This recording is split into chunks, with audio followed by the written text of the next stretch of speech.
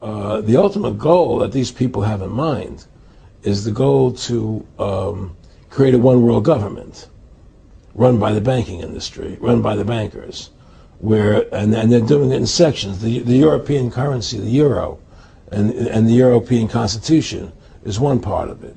Now they're trying to do it in America with the North American Union, right? And they want to create a new currency called the Amero, right? And the whole agenda is to create a one world government where everybody has an RFID chip implanted in them. All money is to be in those chips, right? There'll be no more cash. And this is given me straight from Rockefeller himself. This is what they want to accomplish. And all money will be in your chips. And so instead of having cash, anytime you have money in your chip, they can take out whatever they want to take out whenever they want to. If they say you owe us this much money in taxes, they just deduct it out of your chip digitally. Total control. Total control. And if you're like me or you, and you're protesting what they're doing, they can just turn off your chip. And you have nothing. You can't buy food. You can't do anything. It's total control of the people. And that chip's connected to a database that has your purchasing records, what you do, what everything, you sell. Everything is in there, you know? And so they want a one world government controlled by them, everybody being chipped, all your money in those chips, and they control the chips, and they control people. And you become a slave. You become a serf to these people. That's their goal. That's their intentions. Eric, can you be specific about when you met Rockefeller, how it happened in these discussions? I met Rockefeller through a female attorney I knew who called me up one day and said, one of the Rockefellers would like to meet you. I had made a video called Mad as Hell, and he'd seen the video and wanted to meet me and knew I was running for governor of Nevada. So sure, I'd love to meet him. And I met him and I liked him, and he was a very, very smart man. And we used to talk and share ideas and thoughts. And he's the one who told me 11 months before 9/11 ever happened that there was going to be an event. Never told me what the event was going to be, but there was going to be an event. And out of that event, we were going to invade Afghanistan to run pipelines from the Caspian Sea.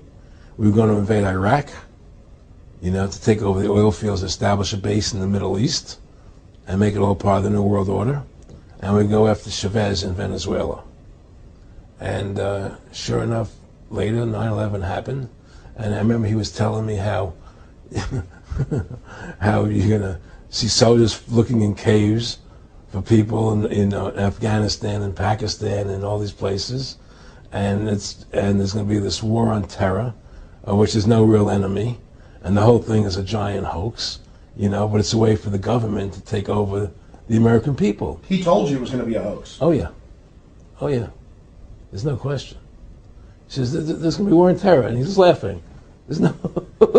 Who are we fighting? I mean, why do you think 9/11 happened and then nothing's happened since then? Do you think that our security is so great here that these people who pulled off 9/11, who were able to, can't knock down another plane? Come on, it's ridiculous. 9/11 was done by people in our own government and our own banking system to perpetuate the fear of the American people into subordinating themselves to anything the government wants them to do. That's what it's about, and to create this war, this endless war on terror. And that's why and that was the first lie. And the next lie was going into Iraq, you know, to get Saddam Hussein out with his weapons of mass destruction. That was the next lie. Now, specifically, this was a little over 6 years ago. This was 11 months before 9/11. Yeah. And Nick Rockefeller, who's a lawyer, he's become your friend over the previous years, and he's saying to you that there's going to be this big event, and then out of that we're going to have a war on terror, and it's just going to go on and on. Right, an endless war on terror without any real enemy. That you can never, so you can never define a winner. And did he say that it's going to be perfect because you can't define an enemy? It just goes on and on. Yeah, because you can't define a winner. There's no one to beat, so it goes on and on forever. And they can do whatever they want. And they scare the hell out of the American public. Look, this whole war on terror is a fraud. It's a farce. It's very difficult to say it out loud because people are intimidated against saying it. Because if you say it, they want to make you into a nutcase. Let's But be the truth has to come out. That's why I'm doing this interview. The fact of the matter happens to be that the whole war on terror is a fraud. It's a farce. Yeah, there's a war going on in Iraq because we invaded Iraq, and people over there fighting, you know. But the war on terror, it's a joke, you know. And until we discover what really happened on 9/11 and who was responsible for 9/11, because that's where the war on terror emanates from. That's where it comes from. It was 9/11 that allowed this war on terror to begin. And until we get to the bottom root of 9/11, the truth of 9/11, we'll never know about the war on terror.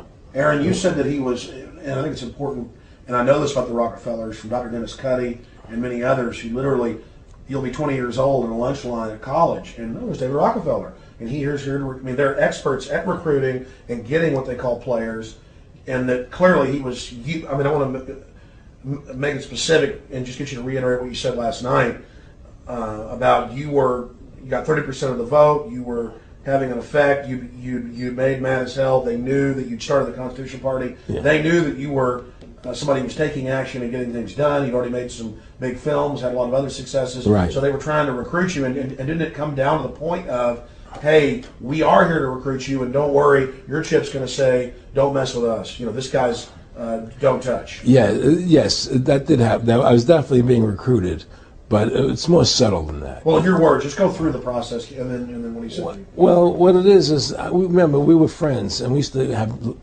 come to my house a lot. We'd have dinner, we'd talk, and he'd tell me about business investments, how you get involved in, you know, or they would help me with this business investment or that business investment.